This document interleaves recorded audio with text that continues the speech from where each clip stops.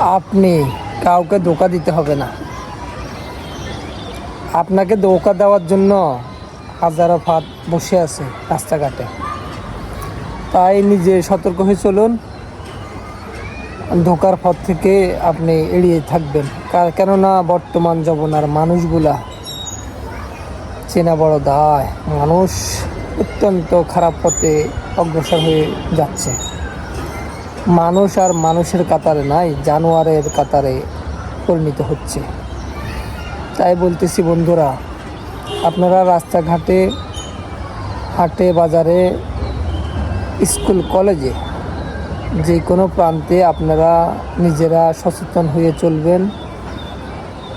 আপনি যদি ভালো হয়ে থাকেন তাহলে আপনি অন্যদেরকে উপদেশ দিবেন, আর খারাপদের মধ্যে যদি আপনি হয়ে থাকেন তাহলে তো আপনি উপদেশ দিবেন না।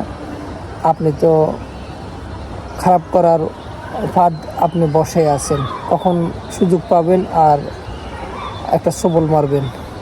তাই আমি বলতেছি আমার অভিজ্ঞতা থেকে, বর্তমানে আমি ঢাকায় আছি। সেই ঢাকাতে বর্তমানে আলহামদুলিল্লাহ কিছু মাদ্রাসার ছাত্ররা, কিছু আলেমওয়ালারা, কিছু ধার্মিক লোকেরা এখনও পরিবর্তন হয় নাই। তারা ইনশাল্লাহ ইমানের উপরে আছে, তারা ভালো আছে।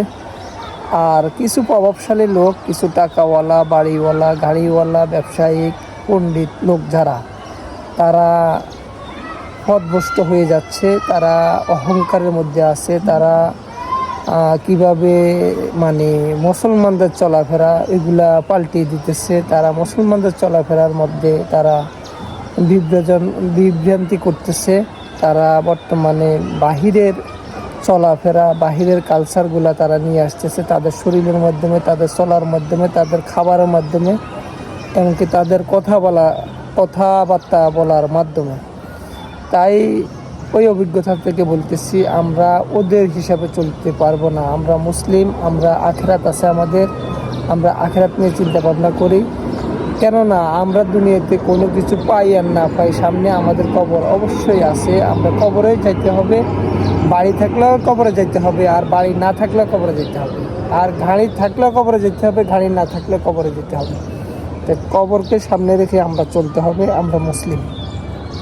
তাই আমি সাধারণ একজন ব্যক্তি, মানুষ, ছোটোখাটো, সেই জন্যে আমি আপনাদেরকে এত বড় উপদেশ দেওয়া আমার উচিত হয় না। তারপরও আমার মনের বাসনাগুলো আপনাদেরকে আমি জানাচ্ছি। আপনারা আমার পাশে থাকবেন, আমি আপনাদের পাশে আছি। আমি মরলে যেন ঈমান নিয়ে মরতে পারি, সেই তৌফিক যেন আল্লাহ তাআলা আমাকে দান করে। আপনারা সেই দোয়াই আমার জন্য করবেন। আল্লাহ হাফেজ।